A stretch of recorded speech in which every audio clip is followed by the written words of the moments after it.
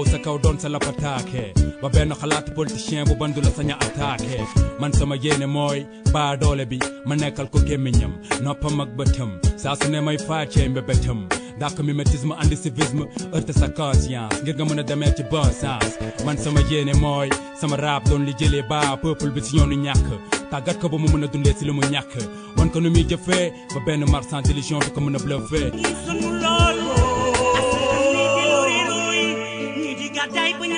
Professeur Mamadou Diouf, bonjour. Bonjour. C'est encore un plaisir de vous recevoir à Objection, mais professeur, l'actualité s'affole. Professeur, les massacres continuent sur Gaza, en Palestine. Aujourd'hui, vous avez au Sénégal les nouvelles autorités avec la tournée entreprise par le président Bassirou Diomaye Faye, qui a été au Mali, mais également au Burkina Faso, qui pose des actes dans le cadre de la transformation systémique dans un monde qui bouge aujourd'hui. Alors, avec le recul en tant qu'historien, comment comprenez-vous cette dynamique? Tout d'abord, je vous remercie pour votre invitation et je vous remercie aussi d'inscrire notre conversation dans un contexte qui est un contexte plus large et qui permet de comprendre, si vous voulez, la dynamique dans laquelle le Sénégal s'inscrit aujourd'hui. Il y a d'une part un contexte international qui est caractérisé par une polarisation et des affrontements, une polarisation politique entre ce qu'on a appelé les conservateurs, les libéraux, une espèce de cristallisation qui tourne tous les conflits en affrontement et en affrontement violent. Et cette violence de l'affrontement, des affrontements, malheureusement, ne produit pas ou ne produit plus de manière systématique, si vous voulez, des réactions qui sont des réactions de condamnation. C'est-à-dire ce qu'on est en train de vivre, c'est un moment dans lequel tout est presque permis, que ce soit aussi bien la violence des actes terroristes que la violence des répressions qui sont des répressions étatiques. Et probablement, et cela est une chose qui console, les seuls aujourd'hui qui sont capables d'exprimer, si vous voulez, cette espèce d'humanisme et d'appel à la refondation humaniste, ce sont les jeunes, ce sont les étudiants. Et c'est probablement dans ce contexte que s'inscrit le Sénégal dans ce qui est en train de se passer. Ce qui est en train de se passer au soir du 24 mars avec l'élection de Bassirou Diomaye Faye et de Ousmane Sonko qui a été nommé Premier ministre. Alors, ce duo n'en est pas une première au Sénégal. On a connu à la tête du Sénégal un Senghor et un Mamadou Dia, avec dans la même périodicité un Cheikh Anta Diop dans cette dynamique de pensée, de combat idéologique. Aujourd'hui, l'avènement de ce duo Diomaye Faye et Ousmane Sonko, quelle analyse vous en faites? Les contextes sont différents et les comparaisons qui sont en train d'être faites dans la plupart des cas ne sont pas des comparaisons qui sont faites, si vous voulez, dans un territoire qui est le territoire idéologique, politique et religieux qu'ici. Et ça peut nous amener, si vous voulez, à faire des erreurs d'appréciation. Senghor et Dia, la naissance du BDS et la manière dont, si vous voulez, le parti était construit, était fait de telle sorte que, si vous voulez, les deux avaient une démarche idéologique qui était comparable, même s'ils étaient différents. Il y avait des éléments idéologiques, des éléments politiques sur lesquels ils s'accordaient. Ils avaient un désaccord, si vous voulez, dans une démarche qui est une démarche d'organisation du parti politique et d'organisation de l'État. Mais jusqu'à la crise de 62, on peut dire que le partage des rôles était un partage qui était équilibré et accepté.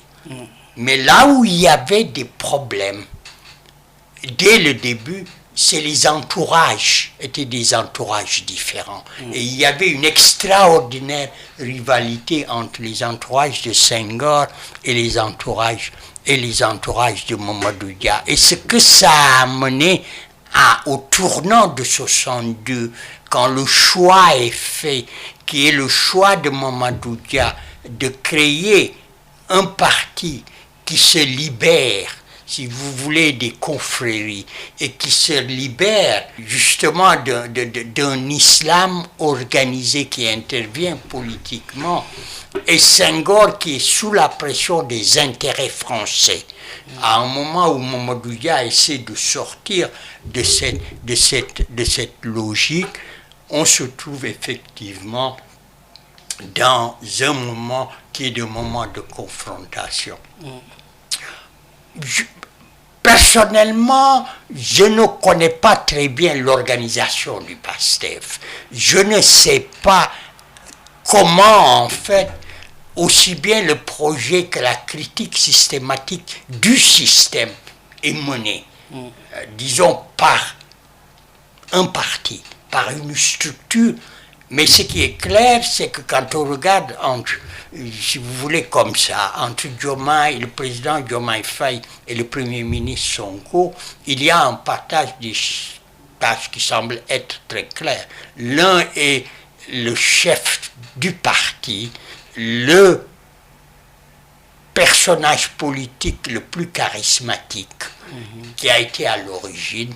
L'autre a l'air d'être plutôt l'organisateur, le binôme, qui peut entrer dans une conversation avec l'autre. Mais ça, pour le moment, ce sont des supputations. Mais ce qui est clair, c'est que la manière dont ils s'organisent et les priorités qu'ils tracent, mais aussi l'expertise qu'ils ont, semble en fait leur permettre d'avoir un projet, et ce projet est au service du démantèlement du système qui a été le système politique sénégalais depuis l'indépendance. Oui, vous avez dit le système politique sénégalais depuis l'indépendance. Aujourd'hui, le binôme Diomaye Faye-Sonko, est-ce une chance pour le Sénégal ou son contraire, au regard de ce que le Sénégal a connu comme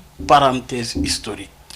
Oui, j'ai dit, absolument. J'ai dit dans un autre média, avant les élections, que ce serait peut-être la chance du Sénégal.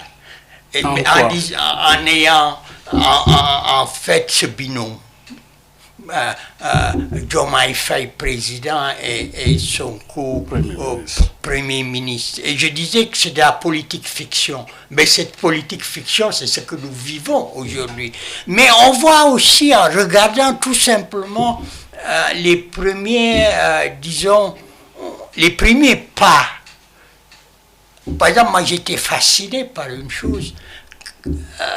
Quand en fait la liste du gouvernement est apparue et que le ministère des Affaires étrangères traditionnellement devient le ministère de l'intégration africaine et des Affaires étrangères. C'est-à-dire la réorientation de la priorité des démarches devient une chose importante, que c'est l'Afrique qui devient l'élément important. Et ce qui l'a justifié, c'est le fait que le président Diomaye Faye ait commencé à visiter les voisins. Et ce travail sur les voisins, avec les voisins, est un travail essentiel. Il est vrai que le drame, c'est que dans la plupart de ces pays voisins, les chefs d'État sont arrivés au pouvoir hors des élections. Et effectivement, je pense qu'il n'est pas louable de travailler avec des militaires. Mais ça, c'est ma position personnelle. Mais le fait de commencer ce travail, de renommer le ministère des Affaires étrangères et de commencer à visiter les pays limitrophes et de discuter avec les chefs d'État de ces pays limitrophes pour repenser, par exemple, la CEDEAO, probablement pour repenser le CFA, pour les pays de l'UEMOA, pour repenser, disons, les coopérations doivent être aujourd'hui les priorités du Sénégal, parce que cela va permettre effectivement de dépasser les contraintes qui sont posées par les petits États-nations dans lesquels nous vivons et probablement impulserait une nouvelle dynamique qui est une dynamique d'intégration régionale. Le Premier ministre Ousmane Sonko travaille à réaliser la politique définie par le chef de l'État. Les premiers actes qui sont posés, comment vous l'appréciez en tant que chef du gouvernement? Moi, je les apprécie pour le moment positivement, parce qu'il est en train de jouer son rôle de chef de gouvernement. L'autre jour, je lisais que, oui, il y a de l'amateurisme dans leur manière de faire, qu'il y a de temps en temps des superpositions entre le rôle du président et le rôle du Premier ministre. Mais c'est tout à fait normal. Ils viennent de commencer il y a 2 mois. Donc, qu'il y ait de l'amateurisme, il faut s'y attendre. Il va y avoir de l'amateurisme, il va y avoir des erreurs. Mais la question qui se pose, c'est est-ce qu'ils sont capables de rectifier des erreurs? Pour moi, je serais encore beaucoup plus positif, si vous voulez, s'ils sont capables de venir et de dire, voilà, on a pris telle décision, on s'est rendu compte que c'est une erreur et qu'il faut rectifier. Il faut que les gouvernants apprennent qu'ils peuvent faire des erreurs et qu'un nouveau gouvernement ne peut pas d'un seul coup faire tout de la meilleure manière possible. C'est-à-dire l'apprentissage est aussi un mécanisme qui permet la formation et qui permet effectivement de rectifier. La deuxième chose qui me semble importante, je ne pense pas que le président Diomaye Faye, le Premier ministre Ousmane Sonko et le PASTEF vont régler les problèmes et régler nos problèmes.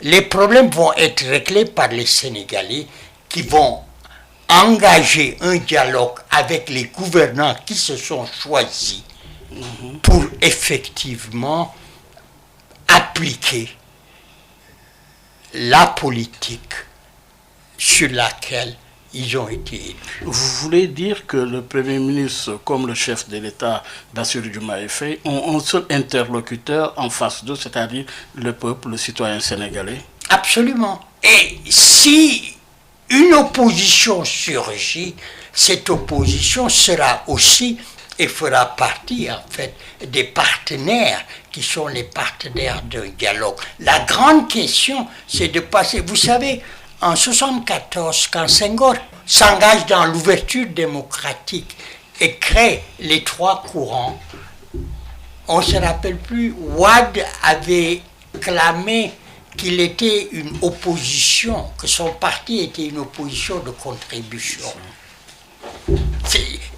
Et c'est ces questions-là sur lesquelles il faut revenir. Il faut une opposition qui est forte, solide, mais une opposition qui participe de la dynamique d'une construction citoyenne qui permette au Sénégal de se développer, qui permet d'établir des règles, et des règles qui disent voilà les principes sur lesquels les gouvernants seront sanctionnés ou les gouvernants seront récompensés. Ça veut dire quoi? Ça veut dire qu'il ne s'agit pas d'élire seulement des gouvernants et de les laisser faire parce qu'ils sont élus, mais il s'agit aussi de contrôler les gouvernants.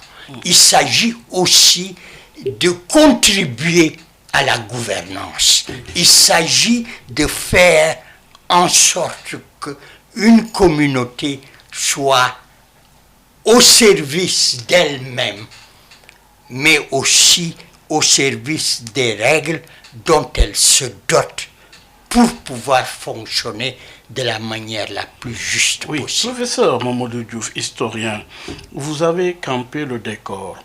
S'ils ont un seul interlocuteur, c'est-à-dire le peuple sénégalais, qu'en sera-t-il, par exemple, du parti comme PASTEF et des alliés politiques? Les partis ont un rôle. Leur rôle, c'est de proposer un programme et de participer à des élections. Et sur cette base, de gagner ces élections et d'appliquer, disons, le programme pour lequel, disons, le parti a été choisi et d'établir les règles de fonctionnement démocratique. Mais toujours est-il que le peuple est en fait la force principale qui est la base du pouvoir qui est en fait délégué. Alors, qu'en est-il du timing? Faudrait-il observer une pause et de ne s'occuper que des affaires gouvernementales présentement, ou est-ce que concomitamment les deux fonctions doivent être opérées? Non, ce n'est pas que les deux fonctions, et ce n'est pas la question de la fusion, mais c'est que le parti et le parti majoritaire doit guider la politique. Mais guider cette politique ne veut pas dire que les citoyens ne sont pas en position de contrôle et en position effectivement à des moments précis de sanctionner le travail qui est réalisé. Mais ce que je veux dire, c'est qu'aujourd'hui, ce que les citoyens sénégalais doivent s'imposer et imposer à leur gouvernement, c'est que c'est nous qui sommes les principales cibles. C'est nous qui devons effectivement autoriser ou non, sanctionner positivement ou négativement ce que vous faites. Et tant que les citoyens sont prêts à participer, ça, si vous vous rappelez, je le dis toujours, il n'y a pas seulement que les responsabilités et les droits, il y a les devoirs. Notamment, je dis toujours, le devoir de payer les impôts. Ça, ce sont des questions qui sont des questions essentielles.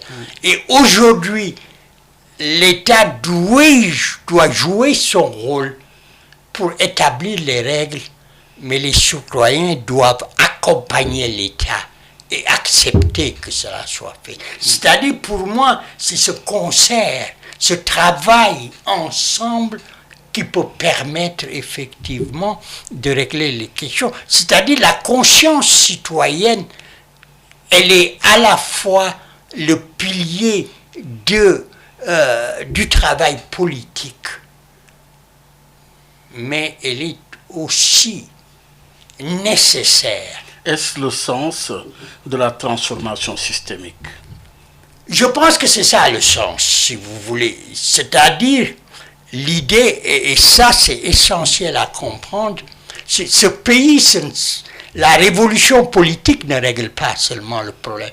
La révolution, si vous voulez, électorale ne règle pas le problème. Ce pays a besoin d'une refondation morale.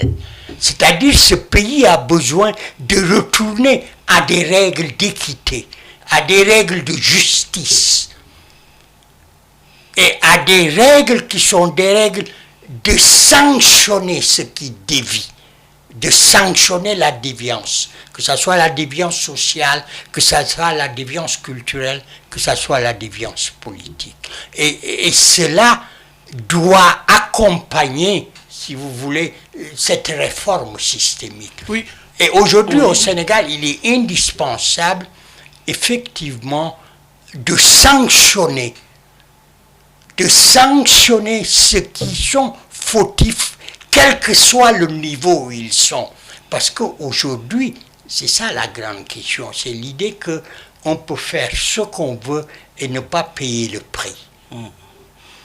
Oui, mais professeur Mamadou Diouf, historien, de par le passé, l'avènement de grands hommes comme les Thomas Sankara, on a vu également Cheikh Anta Diop ici, on a vu les pères de l'indépendance, mais qui n'ont pas pu arriver à bout justement de cette transformation. Quelle garantie peuvent-ils avoir, les nouveaux dirigeants, pour justement mener jusqu'au bout le travail qui est entrepris? Parce qu'ils ne sont pas le produit de la même histoire. Les générations sont différentes et changent. La vision de Cheikh Anta Diop, je peux être très proche intellectuellement de sa vision, mais du point de vue du rapport à la société, cela peut être tout à fait différent. Aujourd'hui, si vous voulez, ce qui montre la force de cette génération qui est arrivée au pouvoir, il y a plusieurs choses qui montrent qu'ils sont totalement différents, même de ma génération. Première chose qui est très claire, c'est leur organisation et la manière de s'organiser.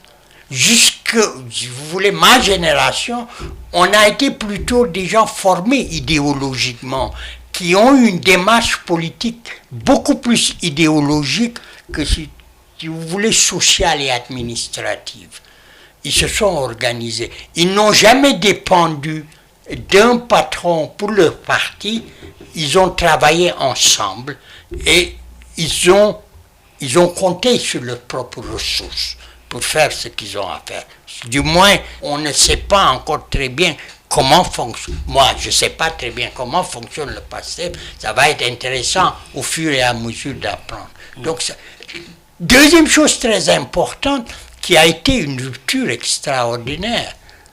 Ils sont, si vous voulez, dans cette atmosphère de religiosité qui définit le Sénégal. Mais ils ont coupé avec le modèle Wolof des confréries. Et ils ont été capables de pousser et de sortir les confréries de l'espace public parce qu'ils ont été capables d'aller faire campagne sans passer par eux et sans aller les voir. C'est une rupture aussi. Et c'est ça, ce sont ces différences-là. Et la troisième chose et la plus importante, c'est la manière dont ils voient le système. Et la manière dont ils décrivent ce système. On va voir ce qu'ils vont faire. Vont-ils effectivement faire ce travail qui est un travail de déconstruction. Un travail de déconstruction qui va permettre effectivement de rompre avec un système clientéliste, un système néopatrimonial, et vont-ils être capables en particulier de produire une citoyenneté qui est une citoyenneté dynamique, une citoyenneté qui porte plus la collectivité que l'individu. Selon vous, comment doivent-ils opérer pour justement relever ce défi? Ils vont opérer pour relever le défi si les Sénégalais sont à l'affût et leur disent « vous ne faites pas ça, et si vous faites ça, c'est positif ». On y participe, parce que c'est cette participation qui est importante. Mais oui, Mamadou Diouf, on a vu l'arrivée de Abdoulaye Wade, on a vu l'arrivée de Macky Sall également. Ils étaient avec le peuple au départ. À partir de quel moment ils se sont sentis justement distancés par le peuple ou ont perdu la confiance du peuple?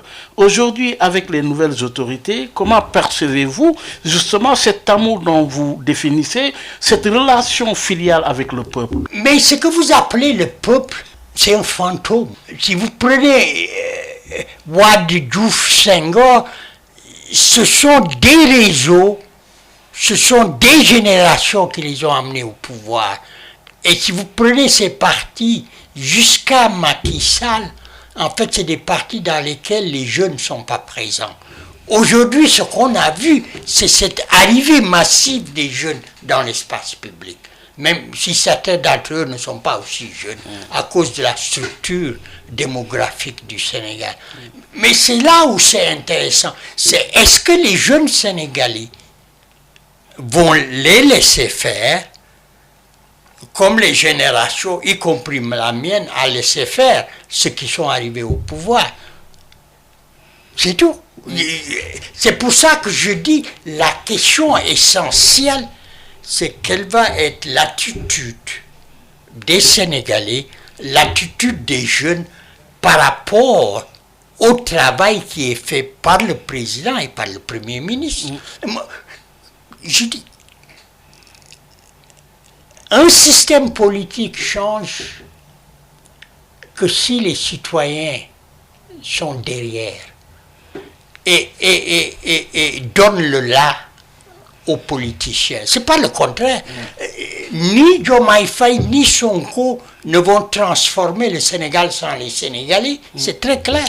Maintenant, cette relation entre justement les gouvernants et les gouvernés aujourd'hui doit exister quelque part la confiance. Cette confiance, elle a été entamée avec l'arrivée des nouvelles autorités. Comment pérenniser, comment justement l'accompagner et comment faire de telle sorte que cette relation puisse continuer dans le temps? La relation, elle ne peut continuer que dans un système dans lequel l'ensemble des structures qui participent, comme je disais, à la création d'une conscience citoyenne est là, présente. C'est-à-dire la capacité de créer effectivement, ce qui est bien, d'avoir un projet, de partager ce projet avec la société, d'être capable de visualiser, de mettre en fonctionnement ce projet à partir des communautés de base jusqu'au sommet de l'État. Et quelque part, s'il actualise, le recours à Mamadou Dia et au projet de Mamadou Dia peut être intéressant, mais il faut l'actualiser. Par exemple, non, je prends l'exemple de l'opération, du lancement des opérations d'investissement humain. Je parlais du CETAL. Donc, de ce point de vue, est-ce qu'une continuité sous le rapport de Mamadou Dia ou... Mais justement, c'est-à-dire c'est même pas seulement Mamadou Dia, c'est lui qui en était le théoricien. Mais ce qui s'est passé avec avec ces opérations, c'est que ça a été l'une des bases idéologiques les plus importantes des nationalistes africains. On n'a pas des ressources financières, on n'a certainement pas les experts pour réaliser certaines choses, mais on a. Absolument. On a en fait les ressources humaines. Et ces ressources humaines, on peut les mobiliser. Et la mobilisation des ressources humaines repose sur le projet. Ce projet de libération, ce projet d'indépendance, ce projet de justice. Et on peut le faire. Mais en même temps, si vous voulez, ce travail est aussi une manière de créer la collectivité. En amenant les gens à se réunir, à s'investir et à embellir leur quartier. Et ce travail de placement est aussi... d'appartenance. Absolument, c'est ce que j'allais dire, un travail d'appartenance. Parce que la place et l'appartenance vont ensemble. Et c'est à partir de cela que se produit, comme dit un de mes collègues, on n'a pas les infrastructures dans les pays sous-développés. Les hommes et les femmes deviennent les infrastructures. C'est-à-dire l'entraide devient le moteur essentiel et de construction des ressources, mais aussi de construction d'une vitalité, qui est une vitalité, si vous voulez, patriotique. Mais patriotique, Senghor appelait ça les petites patries. Il considérait qu'on devrait construire un État à partir des petites patries, qu'elles soient ethniques ou religieuses, à la fédération de toute l'Afrique de l'Ouest. Parce que les mécanismes, effectivement, permettent de le faire. Si vous voulez, ce sont ces éléments-là qui peuvent permettre maintenant de reconstituer une autre façon de voir l'État, qui n'est plus l'État où on fait des investissements, où on parle que d'infrastructures, mais qui est un État qui construit et ses infrastructures et son idéologie à partir des hommes, à partir des enfants, à partir des femmes. De sa propre société. Mais aujourd'hui, Mamadou Diouf, on est en train d'assister à des assises de la justice, parce qu'un État, c'est également des institutions. C'est aussi les différents pouvoirs, que ce soit judiciaire, que ce soit législatif ou même exécutif. Aujourd'hui, quelle est la pertinence de telles assises dans ce contexte? Parce que depuis une vingtaine d'années, ce dont on parle le plus, c'est que la justice sénégalaise, elle est malade. Et il va bien falloir que quelqu'un se préoccupe de cette machine et de faire en sorte qu'elle fonctionne normalement au service des citoyens. Je veux dire que les derniers problèmes que nous avons eus, comme vous savez, presque toute l'histoire de ce pays est une histoire qui tourne autour, en particulier, quand on parle d'élections et d'administration des élections, des questions qui tournent autour de la justice et des questions qui tournent effectivement autour de l'administration de cette refonder. Il y a au moins des réformes qu'il faudrait faire. Toutes les réformes qui sont liées au rôle du politique dans le système. Mais ça, c'est une question qui ne sera jamais résolue. Mais l'essentiel, c'est de continuer à en discuter, à en parler.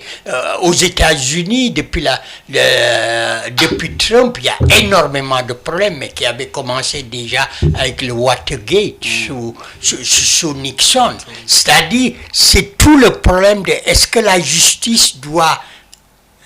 l'administration de la justice doit être intégrée ou non dans le système. Si vous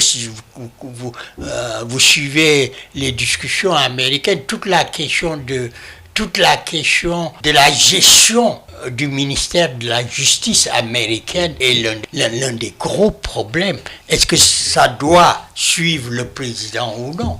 Ici, on a les mêmes problèmes. Une justice indépendante, mais une justice qui puisse faire son travail, qui ne soit pas aussi une justice à la place du citoyen. C'est ça aussi, c'est une question qui est une question importante. Oui, une question importante. Vous parliez tout à l'heure de la place et du rôle de l'opposition autour de Amadou Ba, pose aujourd'hui problème en son sein, en termes justement de légitimité, de fonctionnement même. Comment appréciez-vous l'attitude du président sortant, je vous parlais du président Macky Sall, par rapport à sa propre coalition, Benno Bokk Yakaar? En fait, ce qui est intéressant, c'est que ce qui est en train de se passer est la conséquence d'une longue histoire qui commence avec l'arrivée au pouvoir du président Wade. Toute la question qui est liée à ce qu'on a appelé la transhumance. Cette transhumance qui va devenir sous Macky Sall les coalitions. Oui. Et cette histoire est une histoire qui a en fait faussé ce qui a été la force du système politique sénégalais. C'est-à-dire cette capacité à avoir effectivement, même si les cooptations, les mouvements d'un parti à l'autre fonctionnaient, à faire un système qui avait, si vous voulez, une logique qui lui était propre. Et ce qui va se passer avec Wade, au départ, c'est non seulement la transhumance, mais le fait que les partis politiques vont fleurir parce que la création d'un parti est plutôt la possibilité de négocier, disons, dans le système. Ce qui fait qu'il y a eu une floraison de partis, il y a eu une floraison de coalitions. Et l'arrivée au pouvoir du président Macky Sall est une arrivée où lui a comme si vous voulez, agenda politique de détruire les partis ou de les absorber dans sa coalition. Et la gauche s'est effondrée en particulier.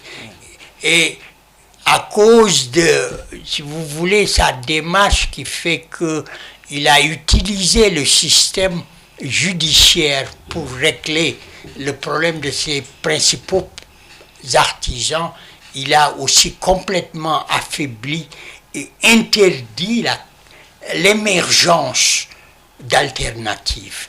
Et en fait, c'est ça qui ouvre l'espace au PASTEF. C'est ça qui va tuer l'opposition.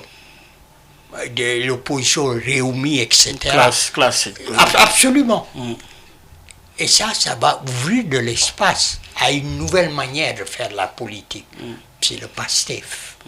Et cette nouvelle manière de faire la politique, c'est ça que le président Sall n'arrive pas à régler. Il n'arrive pas à gérer ces nouvelles formules politiques, même en utilisant, si vous voulez, en fait l'appareil de répression et en utilisant la justice. Alors, il y finalement, arrive pas. quel sort pour Amadou Ba?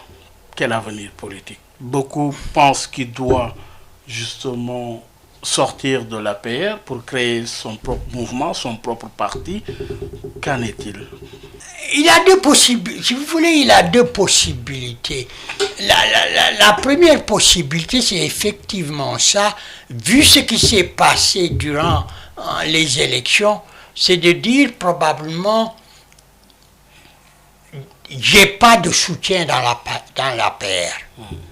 Parce que je n'ai pas de soutien dans l'APR, je sors de l'APR. Mais il peut dire je sors de l'APR et je sors de l'espace politique. Je laisse tomber.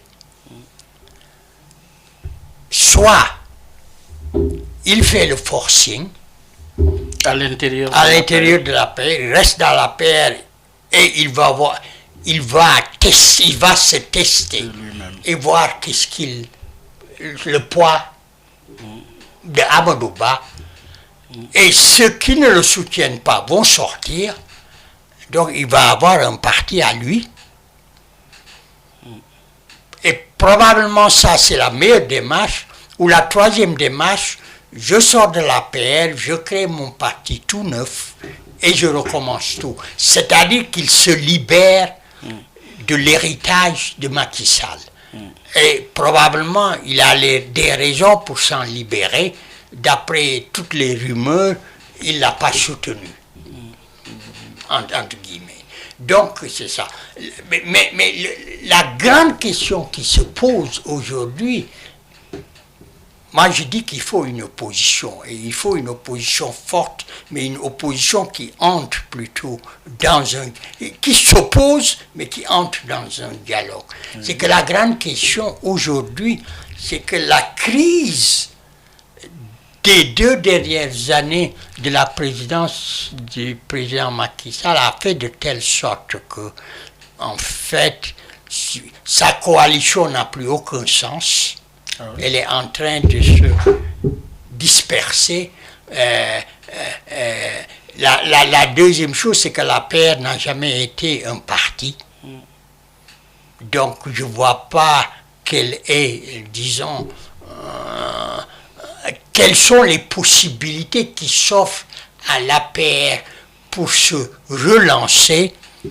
L'autre possibilité, c'est effectivement la recréation de partis qui ont existé, comme le Parti socialiste. Mais ce qui est clair, j'espère, c'est pas ce que j'espère, mais il me semble qu'on se dirige vers cela, c'est qu'en fait, on va avoir moins de partis. Beaucoup moins de partis. Ah oui? Bien moins. Et probablement, il va y avoir de nouvelles, disons, de nouvelles expressions politiques qui vont prendre la place et des vieilles générations de politiciens et des vieux partis politiques. Oui. Alors, professeur, venons-en avec La situation post-présidence de nos anciens présidents jusqu'ici. Avec Senghor, l'Académie française, Abdou Diouf, la francophonie, Macky Sall aujourd'hui, 4P. Alors, le lien de nos précédents présidents avec la France, quel entendement doit-on en avoir aujourd'hui? Oui, mais c'est différent. Oui. Les trois sont différents. Senghor, et il faudrait revisiter Senghor. Oui. Et le choix politique qu'il a fait dès les années, en fait, les années de la fin de la guerre, quand il pense que l'idée d'une fédération qui mette ensemble et la métropole et les colonies, c'est le devenir des colonies, c'est-à-dire le devenir d'une Afrique post-impériale et une Afrique une Eurafrique, comme ils vont utiliser ce terme pour le dire. Et la deuxième chose, et ça c'est intéressant, c'est que c'est pour ça que son rapport à la France est différent. Mais aussi, Senghor a passé sa vie à dire « je suis tombé dans la politique par accident ». Il se considère comme un poète, il se considère comme un intellectuel. Et c'est un poète francophone, pas français. Et cette francophonie, son espace, l'un des espaces d'expression de la francophonie, c'est l'Académie française. Et l'autre espace, c'est l'organisation de la francophonie qu'il va créer avec Amani Diori et Bourguiba. Donc, que Senghor aille à l'Académie française, c'est naturel. Et c'est peut-être pour ça qu'il peut quitter le pouvoir, parce qu'il a quelque chose d'autre à faire. Diouf, il ne va pas en France, il va travailler à la francophonie. Et bien sûr, c'est une organisation intergouvernementale. Ce n'est plus le Sénégal, mais il va travailler dans une organisation internationale beaucoup plus importante et il est en âge de le faire. Wade, c'est différent. Wade est déjà âgé. En fait, il ne peut pas aller. Mais aussi Wade est différent et de Senghor et de Diouf. C'est comme s'il était le mélange des deux. Il est à la fois très français, c'est le produit de cette histoire, comme beaucoup d'entre nous, mais il est aussi très sénégalais. Donc, les allers-retours et son rapport à la France, qui est un rapport très libre, on peut tout dire de Wade, il est libre par rapport à la France. Et ça, c'est aussi quelque chose d'important. Pour le président Macky Sall, c'est plus compliqué. Il est au service de Macron. Pour moi, c'est ça le problème. C'est pas le problème de... parce que le projet des 4 pays, c'est le projet de Macron. Il est au service donc de l'État français. Et bien sûr, ça peut être un problème. Je veux dire, ça peut poser effectivement le problème pourquoi un ancien chef d'État africain va être au service d'un chef d'État français, c'est tout. Ça ne veut pas dire que forcément j'ai quelque chose à dire ou à le condamner. Il a le droit de le faire, mais dans une certaine mesure, je veux dire, ça peut effectivement irriter certains Sénégalais, mais ça va pas. Mais moi, je connais d'anciens chefs d'État d'Amérique latine qui enseignent, et ça c'est possible, qui enseignent dans des universités américaines. Oui. Mais alors, justement, avec l'avènement des nouvelles autorités, le président Bassirou Diomaye Faye qui entreprend une visite dans l'espace sous-régional aujourd'hui. Alors, de ce point de vue, une question s'impose par rapport justement à la CEDEAO. Quel rôle pour le Sénégal justement dans l'espace CEDEAO? Le Sénégal peut jouer un rôle essentiel. Aujourd'hui, les 3 pays qui peuvent effectivement, à mon avis, relancer la CEDEAO et éviter sa crise, c'est le Nigeria, la Côte d'Ivoire et le Sénégal. C'est les trois. Parce que ce sont des pays, qu'on mette des guillemets ou non démocratiques, où les chefs d'État sont élus. Ce sont les trois puissances économiques, la quatrième étant le Ghana, qui est aussi un pays démocratique. Et il faudrait peut-être y ajouter le Ghana, les 4 pays. Et ces 4 pays peuvent effectivement servir de moteur à une relance. Ce que j'appelle une relance, c'est repenser la CEDEAO. Et repenser la CEDEAO en prenant en charge effectivement les demandes et les intérêts de l'ensemble des pays. Mais je l'ai dit tout à l'heure, moi je suis contre les régimes militaires par principe. Mais alors, y a-t-il intérêt à rejoindre l'AES, l'Alliance des États du Sahel, avec le Burkina, le Mali, le Niger, ou est-ce que le Sénégal doit travailler dans le cadre de la CEDEAO en termes de refondation et de réforme? Absolument. Pour moi, il n'est absolument pas question politiquement de rejoindre, en fait, si tu veux, la coalition des chefs d'État militaires. On est une démocratie et on se bat pour la démocratie. Ça ne veut pas dire qu'on ne doit pas entretenir des relations, ce sont nos voisins. Ça, c'est très clair. Mais régler cette question, c'est effectivement revenir et reconstruire la CEDEAO, y compris discuter de la question monétaire, de cette fameuse question du franc CFA. C'est ça la question. Est-on capable effectivement d'arriver dans les meilleures conditions à une monnaie régionale? C'est ça le débat, c'est pas le débat de l'AES, c'est pas ça le débat. C'est pas le débat. Et le Sénégal ne peut pas s'engager sur ce terrain. Parce qu'on n'a pas la même histoire. On n'a pas le même système politique. Nous, ce pays, les gens se sont battus pour avoir de la démocratie. Ils ont payé le prix. Pourquoi va-t-on rejoindre ce type de pouvoir? Alors, professeur Mamadou Diouf, il est beaucoup question de ces 3 concepts. On les entend de plus en plus. Panafricanisme, nationalisme, souveraineté. Par rapport justement à l'avènement des nouvelles autorités aujourd'hui, quel entendement doit-on en avoir lorsqu'il est question de souveraineté, de panafricanisme et aussi de nationalisme? Là, je vais retourner à ma position d'historien. Oui. C'est-à-dire que pour eux, s'ils veulent vraiment... Pour ne pas dire tout à fait. S'ils veulent vraiment retourner à cette discussion, oui. C'est la discussion des années 50 ici. Au Sénégal. Ouais. Les 3 mots que vous avez utilisés, c'est-à-dire de quelle manière assurer la souveraineté. Oui. Il y a des gens qui disent la seule manière, elle est nationaliste. Et les autres disent la seule manière, elle est panafricaniste. Et vous savez ce qui est extraordinaire? C'est la question sur laquelle Mamadou Dia et Senghor sont parfaitement en accord. Ah oui? Et qui sont très différents et qui s'opposent à Houphouët-Boigny. Parce que l'idée, c'est justement ça.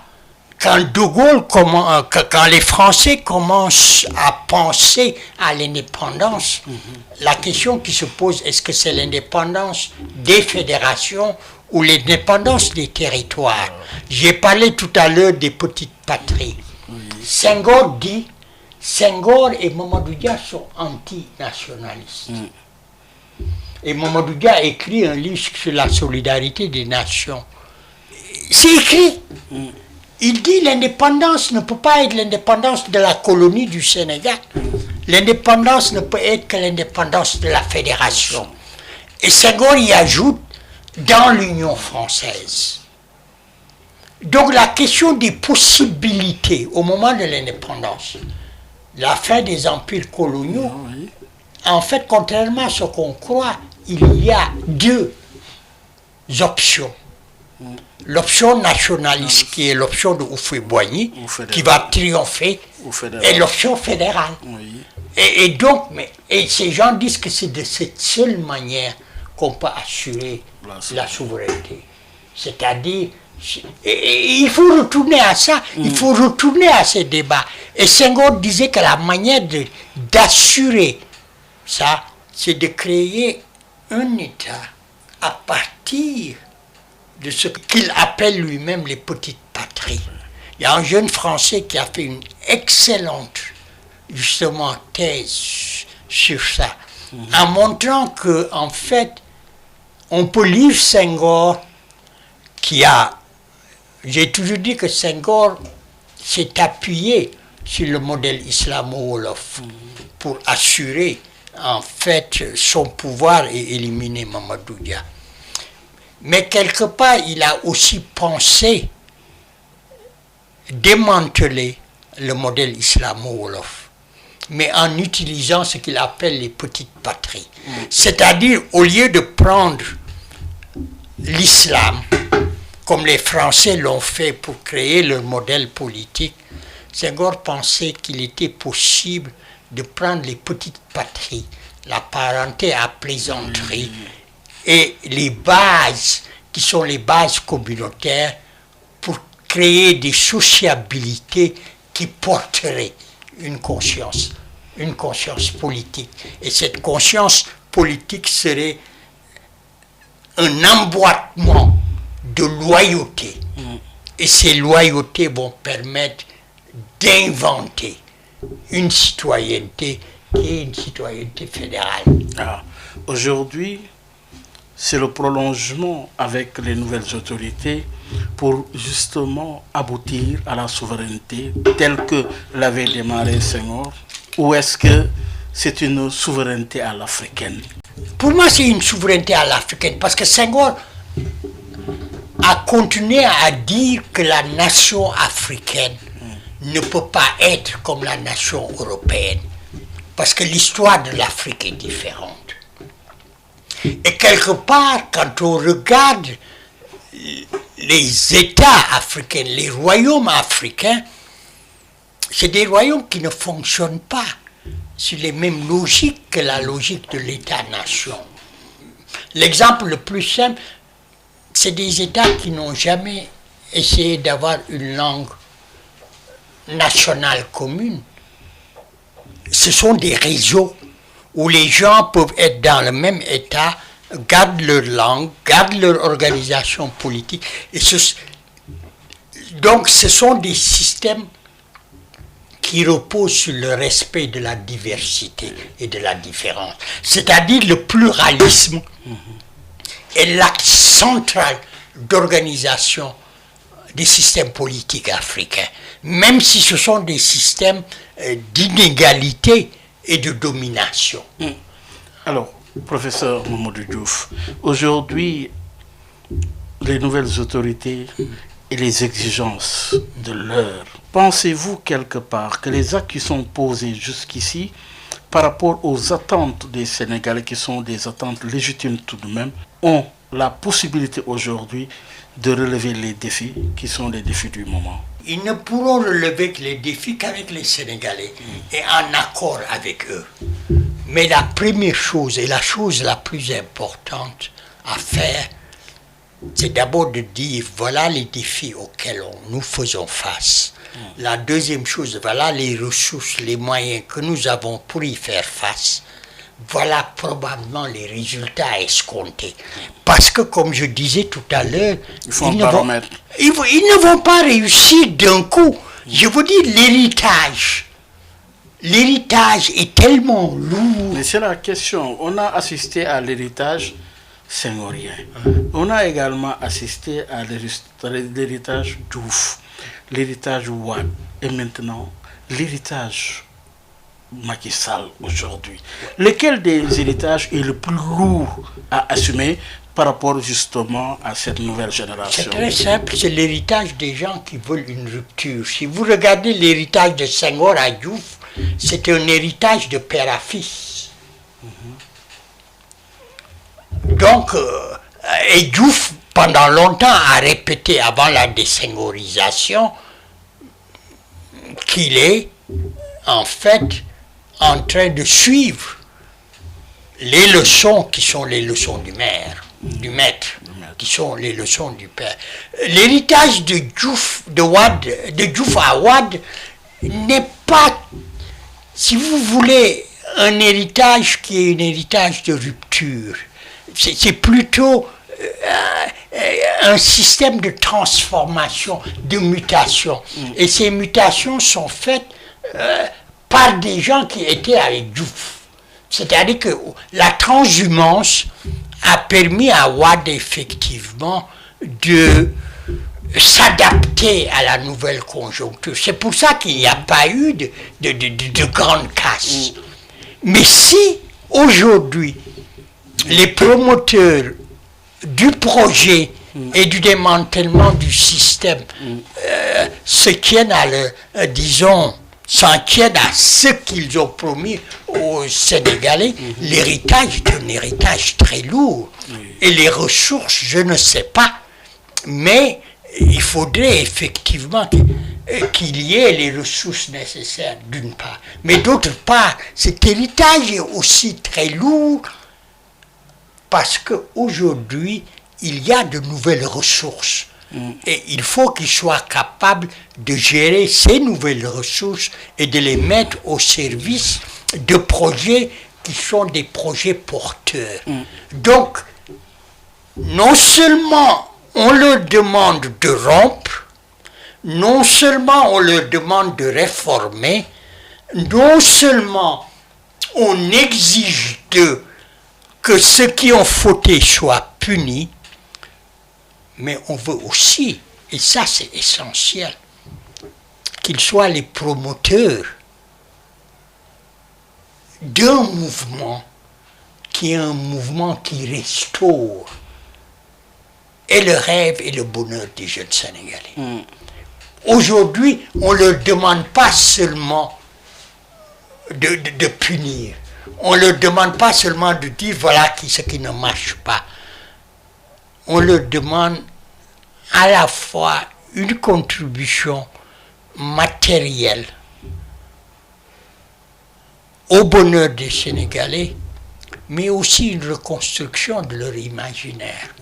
Oui, justement, le défi des imaginaires. Professeur, une toute dernière question. On ne pouvait pas ne pas en parler. Oui, c'est le monde face à la tyrannie israélienne, en Gaza surtout. Oui, les Palestiniens tombent les uns après les autres sous le regard des puissances internationales. Le rôle doit être analysé, mais également le rôle des Nations Unies. On connaît déjà les sanctions de la CPI. Mais aujourd'hui, pourquoi, dites-nous en tant qu'historien, pourquoi Israël résiste autant et jusqu'à quand encore? Parce que les Israéliens, aujourd'hui, le gros problème, c'est que parce qu'ils sont soutenus par les États-Unis, parce qu'ils sont soutenus par l'Occident, en fait, quelque chose qui est en train de s'effondrer, qui est en train d'être interrogé. Malgré la mobilisation mondiale, on a vu, notamment chez vous, aux États-Unis, les étudiants de Sciences Po qui se mobilisent. Mais tous les étudiants... Oui, que ce soit à Paris également, dans presque toutes les villes. Oui. À Dakar, il y a eu cette veillée samedi, justement, à l'UCAD. À Dakar, mobilisation également à Thiès des communautés pour dire tout simplement stop à ces massacres. Oui, mais l'énorme problème, c'est qu'on est dans un moment aujourd'hui qui est un moment d'une crise morale extraordinaire et de l'acceptation de cette violence. Mais on parle d'Israël, on parle de Gaza, mais on ne parle pas du Soudan. Je veux dire, il y a d'autres espaces où sont des espaces où il y a une violence extraordinaire. Mais ce qui est en cause aujourd'hui, c'est notre humanité. Et le fait qu'on soit incapable aujourd'hui de réagir en tant qu'humain sur la base de valeurs qui sont des valeurs humaines face à des tragédies de ce type, et que la politique est en train de complètement transformer les réactions que nous avons par rapport par rapport à la violence. Et malheureusement, aujourd'hui, disons, le soutien américain qui est très fort est un soutien qui aujourd'hui ne permet pas de régler les problèmes, même si les Américains, par exemple, y compris l'administration de Biden, sont contre Netanyahou, mais sont incapables de trouver une solution. Mais la société américaine est en train de réagir. Et cette réaction, effectivement, probablement, va transformer, disons, l'approche. C'est-à-dire, cette crise terrible pourrait déboucher sur une solution. Laquelle? Les deux États.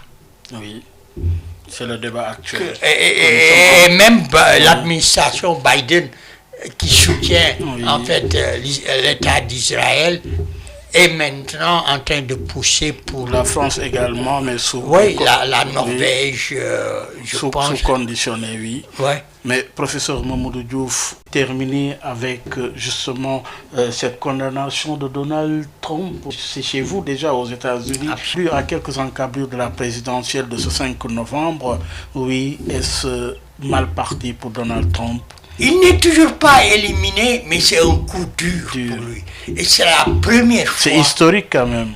Une telle condamnation. Non seulement la condamnation est historique, oui, mais c'est la première fois que Trump a des problèmes et paye pour des choses qu'il a faites qui étaient totalement... C'est la première fois. Et ça, comme je dis, il peut toujours gagner les élections. Mais ça c'est un coup dur. Et que les libéraux américains pensent que probablement c'est ça qui va l'éliminer. En tout cas, pour rappeler qu'il est coupable d'un crime d'avoir justement falsifié des documents de son entreprise pour lui permettre incognito de payer une actrice pour éviter à ce que cette dernière ne diffuse pas des informations qui pourraient compromettre son élection. Absolument, et c'est une actrice de film pornographe avec qui il a eu une relation sexuelle. Finalement et en définitive, dites-nous, professeur Mamadou Diouf, que reste-t-il de notre humanisme? C'est ça pour moi la grande question. Aujourd'hui, c'est ça la grande... Et c'est pour ça que le rêve, et restaurer le rêve, permettrait effectivement d'avoir un regard et une démarche pacifique. Merci encore, professeur Mamadou Diouf, historien, mais également merci à notre technicien maison, je parlais d'Alun Badra Sossé et toute son équipe. Rendez-vous dimanche prochain avec un autre invité. Place à présent à mort de fête. Je vous parlais de Yanobi. Rendez-vous dimanche prochain. Au revoir. Excellente suite sur la 98.5. kaw doon sa lapataake ba benn xalaat politicien bu bandu la saña attaqué man sama yéene mooy baa doole bi ma nekkal ko gémmiñam noppam ak bëtam saa su ne may faacee mbébétam dàq mimétisme andi civisme heurte sa conscience ngir nga mën a demee ci bon sens man sama yéene mooy sama rap doon li jëlee baa peuple bi si yoonu ñàkk tàggat ko ba mu mën a dundee si li mu ñàkk wan ko nu muy jëfee ba benn marchand d'illusion du ko mën a bluffé